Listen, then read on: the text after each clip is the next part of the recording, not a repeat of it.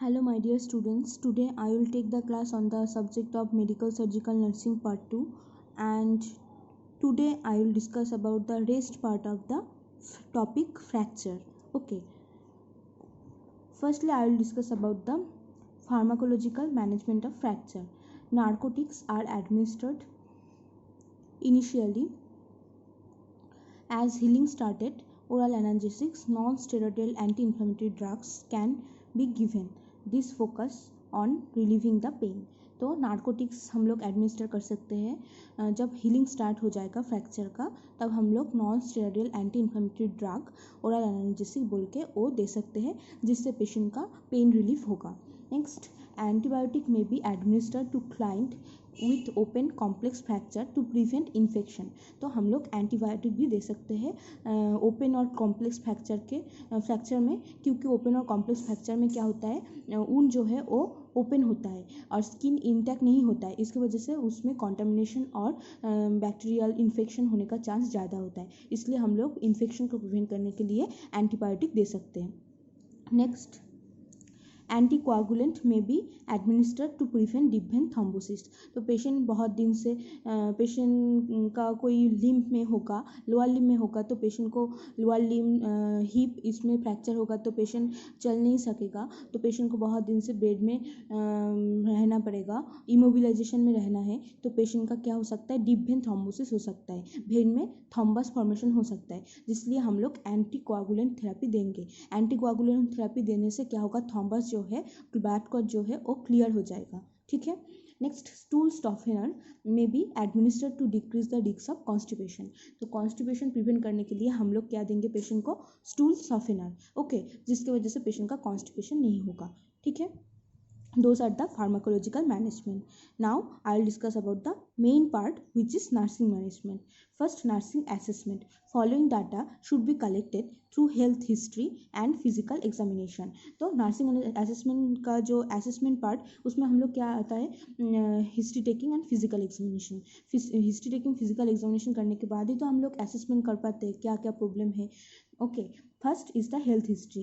Age, history of trauma, accident, history of chronic illness, history of previous musculoskeletal illness, surgery should be collected. तो health history जब collect करेंगे, patient का as कितना है, कि कैसा ये कैसे करके ये एक्सीडेंट हुआ है, ट्रॉमा हुआ है, उसके बाद उसके साथ साथ कोई क्रॉनिक डिजीज़ है नहीं है, कोई भी प्रीवियसली भी ऐसा कोई मस्कुलोस्केलेटल इलनेस था, कोई भी सर्जरी कराने का ज़रूरत हुआ था नहीं हुआ था, वो सब हिस्ट्री लेना पड़ेगा. Next, physical assessment. Pain with movement, pulses, edema, skin colour, temperature, deformity, range of motion, sensation should be assessed. तो फिजिकल असेसमेंट में क्या क्या आएगा, फर्स्ट तो पेन देखना पड़ेगा, उसके बाद वो फ्रैक्चर जहाँ पे हुआ है उसका मूवमेंट कर पा रहा है नहीं कर पा रहा है, पल्स है, इडिमा है कि नहीं है, उसके बाद स्किन कलर क्या है, temperature, deformity, range of motion, sensation, ये सब हम लोगों का एसेस करना पड़ेगा. Next, neurovascular assessment. Pain, pulse, pallor, paralysis, paresis and paresthesia should be assessed. तो जो अफेक्टेड पार्ट है, फ्रैक्चर जहाँ पे हुआ है वो पार्ट में नर्व का कोई डैमेज हुआ है नहीं हुआ है, तो हम लोग कैसे असेस करेंगे, पेन कैसा है, पल्स मिल रहा है नहीं मिल रहा है, पैलर है नहीं है, पैरालिसिस हो गया है ना, वहाँ पे थोड़ा नामनेस है, तो ये सब हम लोग को एसेस करना पड़ेगा. असेसमेंट पार्ट में ये सब भी आएगा. Next I will discuss about the nursing diagnosis. First, risks for trauma related to loss of skeletal integrity, fracture, movement of bone fragments, weakness, balancing deformities, reduced muscle coordination, lack of safety, precaution, history of previous trauma. First में risk of trauma हो सकता है, क्योंकि patient ठीक ठाक से ही चल पा रहा है तो पेशेंट का ट्रॉमा और भी होने का चांस है. Next, acute pain related to muscle spasm, movement of bone fragment, edema and injury to the soft tissue, traction, immobility, device and stress, anxiety as evidenced by reports of pain, distraction, self-focusing, narrowed focus, facial marks of pain and guarding, protective behavior, alternation in the muscle tones, autonomic response. तो pen होगा ही, ये एक another diagnosis है. Risks for peripheral neurovascular dysfunction related to reduction, interruption of the blood flow, direct vascular injury, direct tissue trauma, excessive edema, thrombus formation and hypovolemia. तो पहले भी बोल दिया फ्रैक्चर जो है जहाँ पे हो रहा है वहाँ पे नर्व डैमेज होने का चांस है, तो risk for peripheral neurovascular dysfunction होने का चांस है। Next, risk for impaired gaseous exchange related to altered blood flow, blood fat emboli and alveolar or capillary membrane changes, interstitial pulmonary edema, congestion, respiratory distress हो सकता है, respiratory distress नहीं, impaired gaseous exchange हो सकता है किसकी वजह से, क्योंकि ब्लड सप्लाई ठीक ठाक नहीं मिल रहा है टिश्यू में, ठीक है, तो उसकी वजह से हो सकता है, फैट एम्बोली की वजह से हो सकता है। Next, impaired physical mobility related to neuromuscular skeletal impairment, pain, discomfort, restricted therapies, limb immobilization and psychological immobility as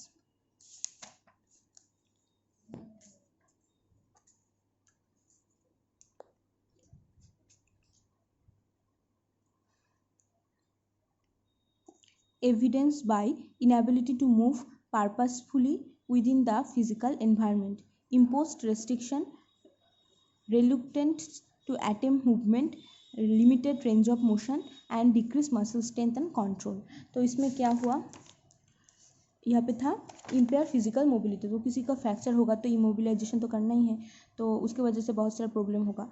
next, actual risk for impair skin tissue integrity related to puncture injury, compound fracture, surgical repair, insertion of traction pins, wire screws, altered sensation, circulation, accumulation of excretions, secretions and physical immobilization as evidenced by report of itching, pain, numbness, pressure in affected surrounding area, disruption of skin surface, invasion of body structures, destruction of skin layers or tissue। तो empire skin integrity होता ही है क्योंकि traction वगैरह है, skeletal traction वगैरह है, तो वहाँ पे तो सर्जरी करके वो करना पड़ रहा है। उसके बाद किसी का फ्रैक्चर की वजह से सर्जरी हुआ तो उसकी वजह से इम्पेयर स्किन इंटीग्रिटी होगा। Next, risk for infection related to inadequate primary defense, broken skin, traumatized tissue, environmental exposure, invasive procedures and skeletal traction। तो क्या होगा, इन्फेक्शन होने का चांस है, बहुत इन्फेक्शन होने का चांस है। Next, deficient knowledge regarding condition, prognosis, treatment, self care, discharge needs related to lack of exposure और recall, information misinterpretation and unfamiliarity with the information resources. तो पेशेंट का तो नॉलेज डेफिसिट हो सकता है, कैसे मैनेजमेंट करना है, कैसे सेल्फ केयर करना है, डिस्चार्ज होने के बाद घर में जाके कैसे उसको ट्रीट करना है, ये सब रिलेटेड तो वो हम लोगों को इन्फॉर्मेशन प्रोवाइड करना पड़ेगा, मीन्स हेल्थ टीचिंग वगैरह देना पड़ेगा जिससे उसका नॉलेज डेफिसिट इम्प्रूव हो सके, ठीक है। Those are the most important nursing diagnosis, so based on those nursing diagnosis please makes the nursing care plan of fracture patient. Okay, last part which is complication of fracture. तो fracture की वजह से बहुत सारा complication भी हो सकता है। तो क्या क्या कॉम्प्लिकेशन हो सकता है, फर्स्ट तो early complication, first is shock. Hypovolemic shock occurs due to hemorrhage and from loss of extracellular fluid into damaged tissue. It mostly occurs in fracture of extremities, thorax, pelvis और spine. तो shock mainly hypovolemic shock ज़्यादा होने का chance है क्योंकि haemorrhage होगा, उसके बाद जहाँ पे इंजुरी और वुंड हुआ है वहाँ से एक्स्ट्रासेलुलर फ्लूइड लॉस होगा जिसकी वजह से क्या होगा, शॉक होने का चांस है, ठीक है।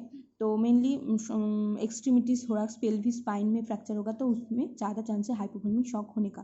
तो क्या करना है, management, bone stabilisation done to prevent further bleeding, restore blood volume and circulation by administering fluid, blood and blood product, relieving the patient's pain, provide adequate splinting and protect the patient from further injury और other complication. तो first तो क्या करना पड़ेगा, हम लोग haemorrhage की वजह से हाइपोवोलेमिक शॉक हो रहा है तो पेशेंट का ब्लीडिंग स्टॉप करना पड़ेगा, ब्लीडिंग स्टॉप करना पड़ेगा। उसके बाद जाके पेशेंट का बॉडी में ब्लड वॉल्यूम कम हो गया है, इसकी वजह से उसका हम लोग क्या करेंगे, बाहर से फ्लूइड प्रोवाइड करेंगे, ब्लड और ब्लड प्रोडक्ट प्रोवाइड करेंगे, ब्लड ट्रांसफ्यूशन करेंगे जिसकी वजह से उसका बॉडी में ब्लड वॉल्यूम नॉर्मल होगा।